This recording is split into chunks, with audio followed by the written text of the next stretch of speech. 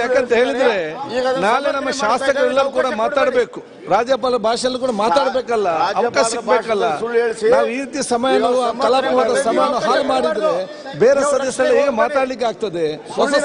ಹೊಸ ಸದಸ್ಯರು ಬಂದಿದೆ, ಅವ್ರಿಗೆಲ್ಲ ಮಾತಾಡ್ಲಿಕ್ಕೆ ಅವಕಾಶ ಮಾಡಿ ಕೊಡ್ಬೇಕಲ್ಲ. ಎಲ್ಲ ನೋಡಿ, ಹೊಸ ಶಾಸಕರಿಗೆ ಮಾತಾಡಲಿಕ್ಕೆ ಅವಕಾಶ ಮಾಡಿ ಕೊಡೋ ಜವಾಬ್ದಾರಿ ಎಲ್ಲ ನಿಮ್ಮ ಹಿರಿಯರ ಜವಾಬ್ದಾರಿ ಆಗಿದೆ. ತಾವು ಅದಕ್ಕೆ ಆದಷ್ಟು ಬೇಗನೆ ಮುಂದುವರಿಸಿದ್ದನ್ನು.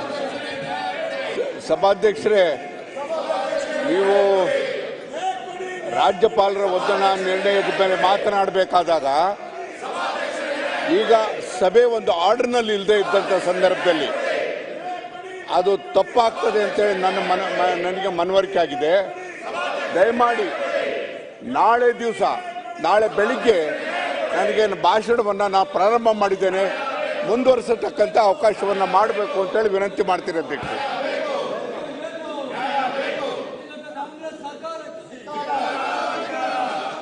ಈಗ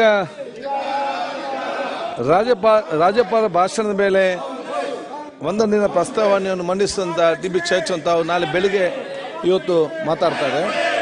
ಈಗ ಬಹುಶಃ ನಾವು ಗಮನ ಸೆಳೆಯುವ ಸೂಚನೆ ಇವತ್ತು ನಾವು ಇದರಲ್ಲಿ ಗಮನ ಸೆಳೆಯುವ ಸೂಚನೆ ತಾವು ದಯವಿಟ್ಟು ಸದಸ್ಯರು ಬಹಳ ಉತ್ತಮವಾದ ಪ್ರಶ್ನೆ ಕೇಳಿದ್ದೀರಿ. ಇದರಲ್ಲಿ ಒಂದನೇ ಪ್ರಶ್ನೆ ಈಗಾಗಲೇ 0 ಅವರಲ್ಲಿ ಮತ್ತು ನಾಳೆ ಚರ್ಚೆಗೆ ಬರುವ ಕಾರಣ ಅದರ ಉತ್ತರ ನಾಳೆ ಕೊಡದವು ನಮ್ಮ ಎಸ್ ಟಿ ರೇವಣ್ಣ ಅವರದ್ದು. ಎರಡನೇ ಕಾಲಿಂಗ್ ಗಮನ ಸೆಳೆಯುವ ಸೂಚನೆ 2 ಅಪ್ಪಾಜಿ ಅಲಿಯಾಸ್ ಚನ್ನಬಸಪ್ಪ ಬಿ ಶಂಕರ ನಾಡಗೌಡ ಪಾಟೀಲ್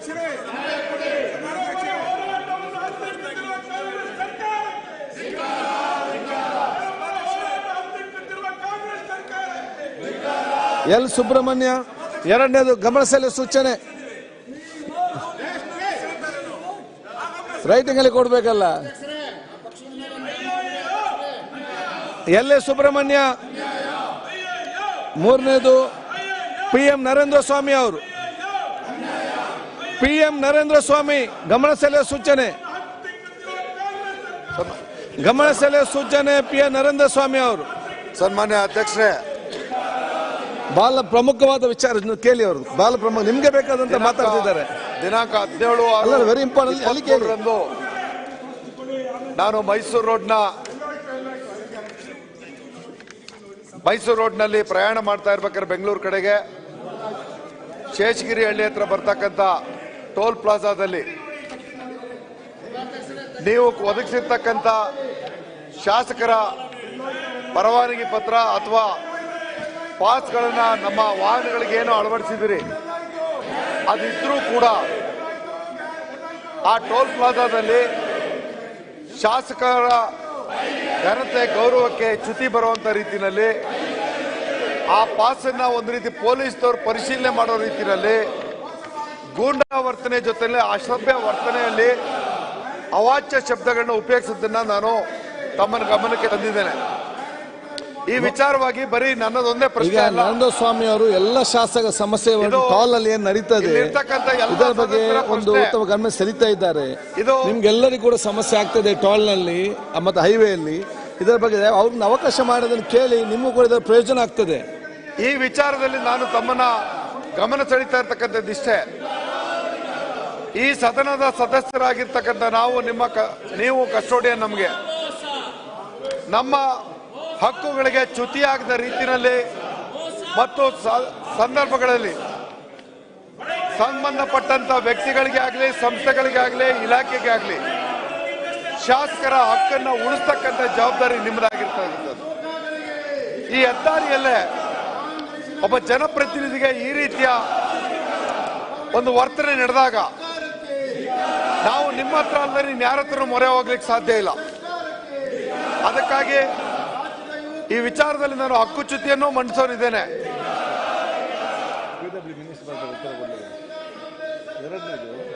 ಮತ್ತು ತಮ್ಮಲ್ಲಿ ನಾನು ವಿನಂತಿಸಿಕೊಳ್ಳೋದು ಏನಂದ್ರೆ, ನ್ಯಾಷನಲ್ ಹೈವೇ ಅಥಾರಿಟಿ ಆಫ್ ಇಂಡಿಯಾದವರು ಈ ರಾಜ್ಯದಲ್ಲಿ ಹೆದ್ದಾರಿಗಳನ್ನ ನಿರ್ಮಾಣ ಮಾಡಿ ಖಾಸಗಿ ಅವರಿಗೆ ನೀಡ್ತಾ ಇರ್ತಕ್ಕಂಥ ಸಂದರ್ಭದಲ್ಲಿ ಖಾಸಗಿಯವರು ಗೂಂಡಾ ವ್ಯಕ್ತಿಗಳನ್ನ ಇಲ್ಲಿ ನೇಮಕ ಮಾಡ್ತಾ ಇರೋದ್ರಿಂದ ಈ ರೀತಿ ಅಸಭ್ಯ ವರ್ತನೆ ಮತ್ತು ಅಗೌರವದ ವಿಚಾರಗಳು ಆಗಿಂದಾಗೆ ಗಮನಕ್ಕೆ ಬರ್ತಾ ಇದೆ. ಇದಕ್ಕೆ ನನಗೆ ಸ್ಪಷ್ಟವಾದಂತ ಉತ್ತರ ಮತ್ತು ನಿರ್ದೇಶನ ನಿಮ್ಮ ಪೀಠದಿಂದ ಬೇಕೇ ಬೇಕು. ಮಾನ್ಯ ಸಚಿವರಲ್ಲಿ ಈ ವಿಚಾರವಾಗಿ ಕೇಂದ್ರದ ನ್ಯಾಷನಲ್ ಹೈವೇ ಅಥಾರಿಟಿ ಅವ್ರನ್ನ ನಮ್ಮ ರಾಜ್ಯದಲ್ಲಿ ಹದ್ದುಬಸ್ತಲ್ಲಿ ಇಡಲೇಬೇಕಾಗಿದೆ. ನಮ್ಮ ಪರಿಸ್ಥಿತಿ ಈ ರೀತಿ ಆದ್ರೆ ಶ್ರೀಸಾಮಾನ್ಯರ ಜೊತೆ ಅವರ ವರ್ತನೆ ಹೇಗಿರ್ತದೆ? ಅದೇ ಟೋಲ್ನಲ್ಲಿ ಹೊಡೆದಾಟ ಬಡದಾಟ ಕೊಲೆ ಎಲ್ಲ ನಡೆದಿದೆ. ಅಂದ್ರೆ ಹೆದ್ದಾರಿ ಟೋಲ್ ಸಂಗ್ರಹ ಜಾಗದಲ್ಲಿ ಈ ರೀತಿಯ ಕೆಟ್ಟ ಸಂಸ್ಕೃತಿ ಪರಂಪರೆಯನ್ನು ನಾವು ನೋಡ್ತಾ ಸುಮ್ಮನಿರ್ಬೇಕಾದ್ರೆ ದಯಮಾಡಿ ಇಲಾಖಾ ಸಚಿವರು ಉತ್ತರವನ್ನು ಕೊಡೋದ್ರ ಜೊತೆಗೆ ಈ ಪೀಠ ಸ್ಪಷ್ಟವಾದಂತ ಮಾರ್ಗದರ್ಶನವನ್ನ ಮಾಡಬೇಕು, ನಮ್ಮ ಹಕ್ಕನ್ನು ಉಳಿಸಬೇಕು ಅನ್ನೋದನ್ನ ತಮ್ಮ ಮುಂದೆ ಹೇಳಲಿಕ್ಕೆ ಇಚ್ಛೆ ಬಯಸ್ತೀನಿ. ಸನ್ಮಾನ್ಯ ಅಧ್ಯಕ್ಷರೇ, ಸಚಿವರು ಸನ್ಮಾನ್ಯ ನಿಮಿಷ. ಸನ್ಮಾನ್ಯ ಅಧ್ಯಕ್ಷರೇ, ಪ್ರತಿ ಬಾರಿ ಕೂಡ ನಾನು ಹುಬ್ಬಳ್ಳಿಯಿಂದ ಬೆಂಗಳೂರು, ಬೆಂಗಳೂರಿಂದ ಹುಬ್ಬಳ್ಳಿ ಬರುವಾಗ ಪ್ರತಿದಿನ ಟೋಲ್ಗೆ ಇದೇ ರೀತಿ ಅನುಭವ ಆಗ್ತದಿದು. ಅವರು ನೀವು ಕೊಟ್ಟಂತ ಪಾಸ್ ಗಣನೆಗೆ ತೆಗೆದುಕೊಳ್ಳೋದಿಲ್ಲ. ಪ್ರತಿ ಬಾರಿ ID ಕಾರ್ಡ್ ಕೇಳ್ತಾರ, ಪರಿಶೀಲನೆ ಮಾಡ್ತಾರ. ಪ್ರತಿ ಬಾರಿ ಕೂಡ ಅಲ್ಲಿ ಯಾವಾಗೂ ಕೂಡ ಗಲಾಟೆ ಆಗ್ತದ. ಇದನ್ನು ತಪ್ಪಿಸಲಿಕ್ಕೆ ಸೂಕ್ತವಾದಂತ ಕ್ರಮ ಕೈಗೊಳ್ಳಬೇಕು. ಪ್ರತಿ ಬಾರಿ ಕೂಡ ಉತ್ತರ ಕೊಡ್ತಾರೆ. ಅವ್ರ ಜೊತೆ ಕೇಳಿಯುವಂತ ಪರಿಸ್ಥಿತಿ ಉತ್ತರ ಸಚಿವರ ಉತ್ತರ ನಿಮ್ಗೆಲ್ಲ ಕೂಡ ಪ್ರಯೋಜನ ಆಗ್ತದೆ. ಸನ್ಮಾನ್ಯ ಅಧ್ಯಕ್ಷರೇ, ಈಗಾಗಲೇ ಡೀಟೇಲ್ ಆಗಿ ಸನ್ಮಾನ್ಯ ಸದಸ್ಯರು ಉತ್ತರ ನೀಡಲಾಗಿದೆ. ನ್ಯಾಷನಲ್ ಅಥಾರಿಟಿ ಆಫ್ ಇಂಡಿಯಾ ಕರೆದು ಸಭೆ ಮಾಡಿ ಅದಕ್ಕೆ ಪರಿಹಾರವನ್ನು ಕಂಡುಕೊಳ್ಳುವಂತ ಪ್ರಯತ್ನ. ಈಗ ಒಂದು ಅವರಿಗೆ ಏನಿವತ್ತು ಕಿರುಗು ಕೊಟ್ಟಿದ್ದಾರೆ, ಇದರ ಬಗ್ಗೆ ಒಂದು ಅರ್ಜಿ ಕೊಡಿ, ನಾನು ಅದನ್ನು ಚರ್ಚೆ ಮಾಡ್ತೇನೆ. ಅವರನ್ನು ಕರೆಸಿಕೊಂಡು ಚರ್ಚೆ ಮಾಡಿ ಒಂದು ಲೈನ್ VIP ಲೈನ್ ಅವರ ಪಾಲಿಸಿ ಮಾಜಿ ಶಾಸಕ ಕೂಡ ಸೇರ್ಪಡೆ ಮಾಡಲಿಕ್ಕೆ ತಮ್ಮ ಕ್ರಮ ತಗೊಳ್ಬೇಕು. ಚರ್ಚೆ ಮಾಡಿ ಸಭೆ ಮಾಡಿ.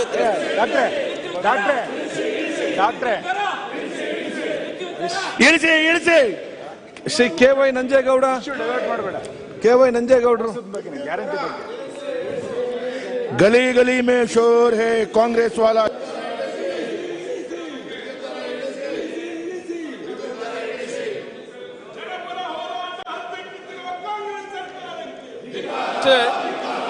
ನಮ್ಮ ರಾಜ್ಯದಲ್ಲಿ ಸುಮಾರು 33,000 ಅತಿಥಿ ಶಿಕ್ಷಕರಿದ್ದಾರೆ ಅಂತ ಒಂದು ಮಾಹಿತಿ ಇದೆ ಅಧ್ಯಕ್ಷೆ. ಇವ್ರು ಯಾವ ತರ ಅಂದ್ರೆ D.Ed, B.Ed, M.Ed ಇಂಥ ಉನ್ನತ ವ್ಯಾಸಂಗ ಮಾಡುವ ಶಿಕ್ಷಕರು ಸರ್ಕಾರಿ ಶಾಲೆಯಲ್ಲಿ ಸುಮಾರು 5ರಿಂದ 10 ವರ್ಷದಿಂದ ಅವರು ಕೆಲಸವನ್ನ ಮಾಡ್ಕೊಂಡು ಹೋಗ್ತಾ ಇದ್ದಾರೆ ಅಧ್ಯಕ್ಷೆ. ಅವರಿಗೆ ಯಾವುದೇ ರೀತಿಯ ಸೇವಾ ಭದ್ರತೆ ನೀಡಿಲ್ಲ. ಸರ್ಕಾರದ ಶಿಕ್ಷಕರಿಗೆ ನೀಡುವ ಅನ್ಯಾಯ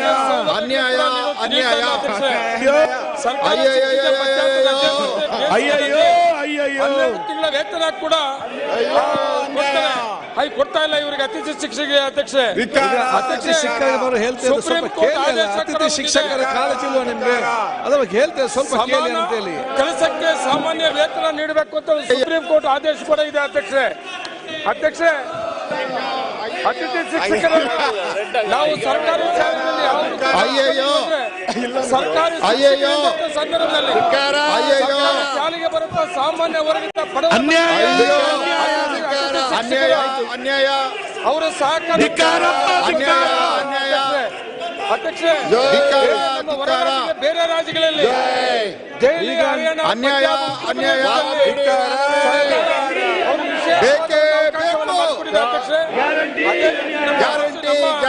ರಾಜ್ಯದಲ್ಲಿ ಕೂಡ ದೃಢೀಕರಣ ಪತ್ರ ನೀಡುವ ಜೊತೆಗೆ ಅತಿಥಿ ಶಿಕ್ಷಕರು ಅನ್ನೋದು ಪರಿಗಣಿಸಬೇಕು.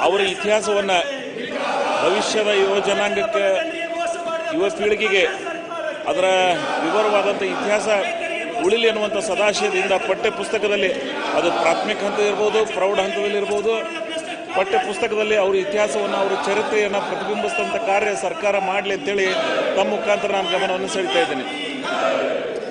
ನಮ್ಮ ಸಚಿವರು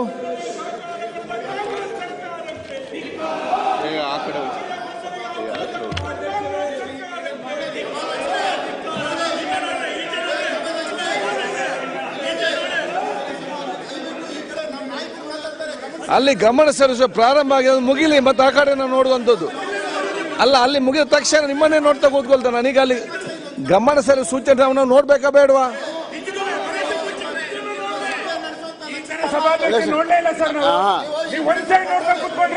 ಅಲ್ಲವಾ, ಗಮನ ಸೆಳೆಯುವ ಸೂಚನೆ ಪ್ರಾರಂಭ ಆಗಿದೆ, ನಾನು ಅಲ್ಲಿ ನೋಡ್ಬೇಕಾ ಬೇಡವಾ? ಗಮನ ಸೆಳೆಸ್ಕೊಂಡು ಇವತ್ತು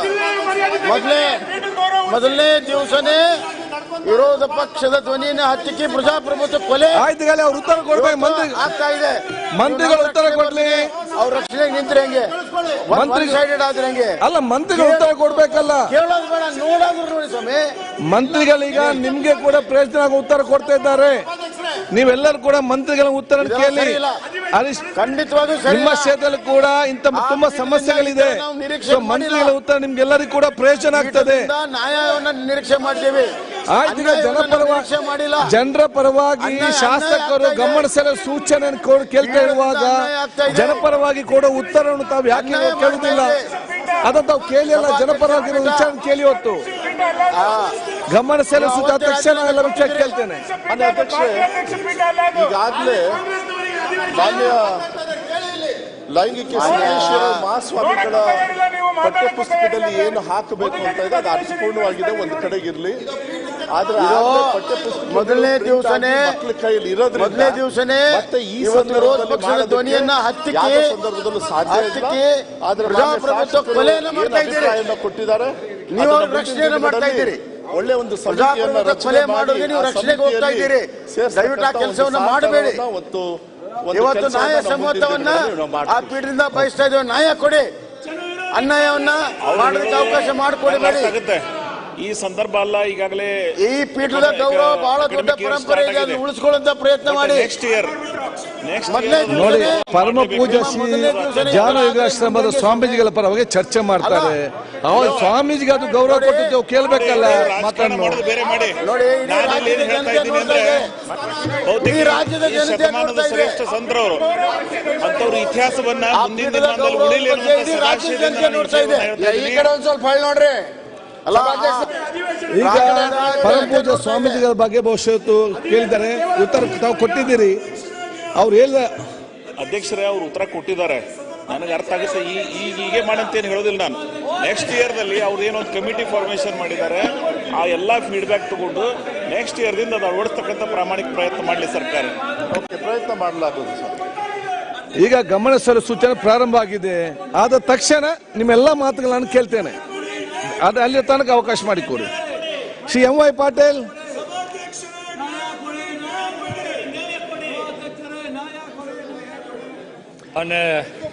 ಅಧ್ಯಕ್ಷರೇ, ಅಫ್ಜಲ್ಪುರ ತಾಲೂಕಿನ ಭೀಮಾ ನದಿಯ ಮೇಲೆ ಅಫ್ಜಲ್ಪುರ ಮತ್ತು ಆಳಂದ್ ತಾಲೂಕಿನ ಕೆರೆಗಳನ್ನು ತುಂಬುವ ಯೋಜನೆ ಮಂಜೂರಾಗಿ ಸುಮಾರು 5 ವರ್ಷಗಳ ಕಾಲ ಗಮನ ಸೆಳೆಯುವ ಸೂಚನೆ ನಡೀತದೆ ಮಾತಾಡ್ತಾರೆ. ಕಾಂಗ್ರೆಸ್ ಪಾರ್ಟಿ ಅಧಿವೇಶನ ಅಲ್ಲ ಇದು. ಕಾಂಗ್ರೆಸ್ ಪಾರ್ಟಿ ಅಧಿವೇಶನ ನಡೆಸಿದ್ರೆ ಸ್ಪೀಕರ್ ಆದವ್ರು ತಮ್ಗೆ ಗೌರವ ಸಿಗುತ್ತೆ. ಈ ಗೌರವ ಸ್ಪೀಕರ್ ಆದವ್ರಿಗೆ ಈ ಗೌರವ ಸಿಗ್ಬೇಕಾದ್ರೆ ಯೋಚನೆ ಮಾಡಿ. ಏನು ಇದು ಕಾಂಗ್ರೆಸ್ ಅಧಿವೇಶನ? ಕಾಂಗ್ರೆಸ್ ಅವರು ಹೇಳ್ತಾರೆ ಮಾಡಿದ್ರೆ ಏನು? ಅಲ್ಲ, ನೀವು ಯಾವ್ದಾರ ಒತ್ತಡಕ್ಕೆ ಮಣಿದು ಕೆಲಸವನ್ನು ಮಾಡಬೇಡಿ. ನಿಮ್ಮ ಆತ್ಮಸಾಕ್ಷಿಯಾಗಿ ನಡ್ಕೊಳ್ಳಿ. ಯಾವುದೇ ಒತ್ತಡಕ್ಕೆ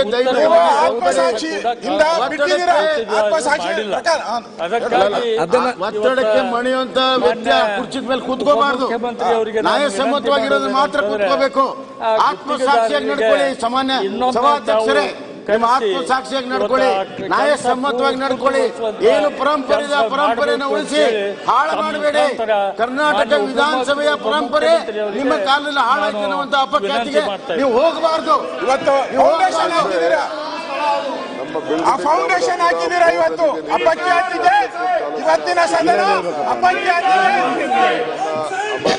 speaker one side, speaker one side, speaker one side, speaker one side, speaker one side, ಹೋಗಿ ಸ್ಪೀಕರ್ ಒನ್ ಸೈಡ್, 10 ಯೋಜನೆಗಳನ್ನ speaker one side, speaker one side ಮಾಡಲಾಗಿದೆ. ಸದನ speaker one side, speaker one side, speaker one side, speaker one side, ಇವತ್ತು ಅವರು speaker one side, speaker one side. ಮಂತ್ರಿಗಳ ಉತ್ತರ ಕೇಳಿವರಲ್ಲಿ ಈಗಾಗಲೇ ನಮ್ಮ speaker one side, speaker one side, speaker one side, speaker one side, ಗುತ್ತಿದಾರರಿಗೆ ಅಂತಿಮ ಸ್ಪೀಕರ್ ಒನ್ ಸೈಡ್, 6 ತಿಂಗಳ one side, 2023 one side, speaker one side, ವಿನಂತಿಸಿಕೊಂಡಿದ್ದಾರೆ. ಸ್ಪೀಕರ್ ಒನ್ ಸೈಡ್, ಕಾಲಾವಕಾಶಗಳನ್ನು ಸ್ಪೀಕರ್ ಒನ್ ಸೈಡ್, ದಿನದೊಂದಿಗೆ ಗಡುವು speaker one side, speaker one side, speaker one side. ನಾನೇ ಹಿಂದೆ ಭಾಗ ಕೂಡ ಹೋಗಿದ್ದೇನೆ. ಶಾಸಕರ ವಿಚಾರವನ್ನು ಗಮನದಲ್ಲಿ ಇಟ್ಕೊಂಡು ಬಗೆಹರಿಸಿಕೊಡುವಂತ ಕೆಲಸ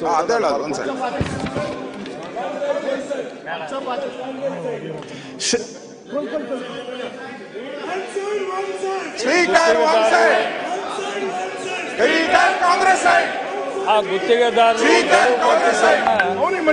ಅವರು ಸರಿಯಾದ ಸಮಯದಲ್ಲಿ ನೀವು ಜಾಸ್ತಿ ಒಂದು ಅವಕಾಶ ಕೊಟ್ಟಿದ್ದೀರಿ. ತಮ್ಮ ಸ್ಥಾನದಲ್ಲಿ ಕೂತಿದ್ದ ಸ್ಪೀಕರ್ ಜಾಗನೂ ಮಾಡ್ತಾರೆ ಅವ್ರನ್ನ ತೆಗಿಬೇಕು ಅಂತ. ಒಂದ್ ಸೈಡ್ ಏನ್ ಒಂದ್ ಸೈಡ್ ಉಪಮುಖ್ಯಮಂತ್ರಿ ನೀವು ಉತ್ತರ ಕೊಡಿ. ನೀವು ಉತ್ತರ ಜಾಸ್ತಿ ಅವಕಾಶ ಕೊಟ್ಟಿದ್ದಾರೆ. ಜಾಸ್ತಿ ಉತ್ತರ ಸಭಾಧ್ಯಕ್ಷರೇ, ಮುಖ್ಯಮಂತ್ರಿಗಳು ನಿಮ್ಮ ಸ್ಪೀಕರ್ ಮಾಡ್ತಾರಲ್ಲ, ಉಪಮುಖ್ಯಮಂತ್ರಿಗಳೇ ತಾವು ಅವ್ರಿಗೆ ಉತ್ತರ ಕೊಟ್ಟು ಆ ಮಂದ ಅವರ ಪ್ರಶ್ನೆಗೆ ಉತ್ತರ ಕೊಟ್ಟಬೇಡಿ. ಅಲ್ಲ, ಸ್ಪೀಕರ್ ಬಗ್ಗೆ ಏನು ಜನರ ಅಭಿಪ್ರಾಯ ಏನ್ ಮಾಡ್ತಾ ಇದ್ದೀರಾ? ಫಸ್ಟ್ ಶ್ರೀ ಗೋಪಾಲ್ ಕೃಷ್ಣ ಬೇಲೂರು ಸದನ ನಡೆಸಿದ ರೀತಿ ಜನಗಳಿಗೆ ಏನ್ ಮೆಸೇಜ್ ಕೊಡ್ತಾ ಇದ್ದೀರಾ ಅಧ್ಯಕ್ಷರೇ? ಜನರಿಗೆ ಏನ್ ಮೆಸೇಜ್ ಕೊಡ್ತಾ ಇದ್ದೀರಾ? ಫಸ್ಟ್ ಮೊದಲ ದಿನನೇ ಈಗ ನಡೆಸ್ತಾರೆ ನೀವು. ಸ್ಪೀಕರ್ ಉಪಮುಖ್ಯಮಂತ್ರಿ ಉತ್ತರ ಕೊಟ್ಟಿದ್ದಾರೆ. ಹಂಗೆ ಅಧಿವೇಶನ ನಡೀತದ? ವರ್ಷ ಪೂರ್ತಿ ಹಿಂಗೆ ನಡೆಸ್ತೀರಾ ಅಧಿವೇಶನ? ಗೌರವ ಇಲ್ವಾ ಸ್ಥಾನಕ್ಕೆ? ಒಂದ್ ಸೈಡ್ ನಡೆಸ್ತೀರಾ? ಬೇಲೂರು ಗೋಪಾಲ್ ಕೃಷ್ಣ ಹಿಂಗೆ ನಡೆಸ್ಕೊಂಡು ಹೋಗ್ತೀರಾ? ನಾನು ನಿಯಮ ಪ್ರಕಾರ ನಡೆಸ್ಕೊಂಡು ಹೋಗ್ತೇನೆ. ನಾನು ಆ ಸೈಡ್ ಅಲ್ಲ, ಈ ಸೈಡ್ ಅಲ್ಲ, ನಾನು ಸ್ಟ್ರೈಟ್ ಇದೆ. ನೀವು ಮಾತ್ರ ಈ ಸೈಡ್ ಮಾತಾಡ್ಬೇಡಿ. ಯಾರ ಪರ ಅಂತ ತೋರಿಸಿದಿರಲ್ಲ, ಆ ಸೇತುವೆ ಯಾರ ಪರ ಅಂತ ತೋರಿಸಿದಿರಲ್ಲ. ಕಾಲ ಆದ್ರೂ ಇವತ್ತಿಗೂ ಅದೇನು ಪ್ರಗತಿ ಆಗ್ಲಿಲ್ಲ ಅಧ್ಯಕ್ಷರೇ. ಅದ್ರ ಬಗ್ಗೆ ತಾವು ಸ್ಥಾನದಲ್ಲಿ ಕೂತ್ಕೊಂಡು ಕಾಂಗ್ರೆಸ್ ಪರವಾಗಿ ಮಾಡಂಗಿದ್ರೆ ಏನ್ ಬೇಕಾಗಿದೆ ಇಲ್ಲಿ? ರಾಜ್ಯದ ಮರ್ಯಾದೆ ತೆಗಿತಾರೆ. 5 ವರ್ಷಗಳಾಯ್ತು ಅಧ್ಯಕ್ಷರೇ. ಸೇತುವೆ ಹಸುರುಮಕ್ಕಿ ಸೇತುವೆ ಇವತ್ತಿಗೂ ಕೆಲಸ ಆಗಿದೆ. ಅದರ ಬಗ್ಗೆ ಇವತ್ತು ಹೋರಾಟವನ್ನು ಮಾಡಿದ್ದಾರೆ. ಬಹಳ ಜನರಿಗೆ ಸಂಪರ್ಕ ಕೊಡುವಂತ ಒಂದು ಸೇತುವೆ ದಯವಿಟ್ಟು ಬೇಗ ಆಗಬೇಕು ಅನ್ನೋದು ಮಾನ್ಯ ಸಚಿವರು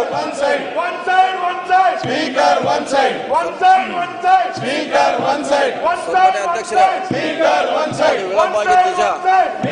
ಮುಂದಿನ ಮಳೆಗಾಲವರೆಗೆ ಅಂದ್ರೆ ಮುಂದಿನ ಮೇದೊಳಗೆ ಕಂಪ್ಲೀಟ್ ಆಗಿ ಮಾಡ್ಕೊಡ್ತೀವಿ. 1 ವರ್ಷದಲ್ಲಿ ಮಾಡ್ತೀವಿ. ನೆಕ್ಸ್ಟ್ ಅನ್ಯಾಯ ಹರೀಶ್ ಗೌಡ ಸ್ಪೀಕರ್ ಇಂದ ಹರೀಶ್ ಗೌಡ ಅನ್ಯಾಯ ಗ್ಯಾರಂಟಿ ಗಮನ ಸೆಳೆಯುವ ಸೂಚನೆ ಬಹುಶಃ ಮುಕ್ತಾಯಗೊಂಡಿದೆ. ಈಗ ನಾವು ಯಾರಿಗ ಕೂಡ ಅನ್ಯಾಯ ಮಾಡಲಿಲ್ಲ, ಯಾವ ಸೈಡ್ ಕೂಡ ತಗೊಂಡಿಲ್ಲ. ಈ ಸಂಸದೀಯ ನಿಯಮಾವಳಿಗೆ ಬಗ್ಗೆ ನಿಯಮಕ್ಕೆ ಅನುಸಾರವಾಗಿ ನನ್ನ ಕೆಲಸ ನಾನು ಮಾಡಿದ್ದೇನೆ. ಬಹುಶಃ ಇವತ್ತು ತಾವು ಅಸೆಂಬ್ಲಿ ಸ್ಟಾರ್ಟ್ ಆಗಿ ಕ್ವಶನ್ ಸ್ಟಾರ್ಟ್ ಆದ ನಂತರ ನಿಯಮಕ್ಕೆ ಅನುಗುಣ ವಿರುದ್ಧವಾಗಿ ತಾವು ಮಾತಾಡಲಿಕ್ಕೆ ಪ್ರಾರಂಭ ಮಾಡಲಿಕ್ಕೆ ಕೊಡೋದಕ್ಕೆ ತಾವು ಇಲ್ಲಿ ಬಂದು ಬಾವಿಗೆ ಬಂದಿದ್ದೀರಿ. ಅದಕ್ಕೆ ಬಹುಶಃ ಇವತ್ತಿನ ಸ್ಪೀಕರ್ಗೆ ನಾವು ಏನ್ ಗೌರವ ಕೊಡಬೇಕು? ಎಲ್ಲ ಫಸ್ಟ್ ದಿನ ಆ ಕಲಾಪಗಳು ಮುಂದೆ ಆಗಲೇ ಆಗದ ನಾಳೆ ದಿನ ಆಗದ ಹೇಳಿಕೊಂಡು ಬಹುಶಃ ರಾಜ್ಯಕ್ಕೆ ಮೆಸೇಜ್ ಹೋಗ್ತೈತೆ. ಈಗ ಸದನ ನಾಳೆ ಬೆಳಿಗ್ಗೆ 10:30ಕ್ಕೆ ಸೇರುವಂತೆ ಮುಂದೂಡಲಾಗಿದೆ. ಸರಿಯಾಗಿ ನಡೆಸಿಲ್ಲ ಅಂತ ಇಡೀ ರಾಜ್ಯ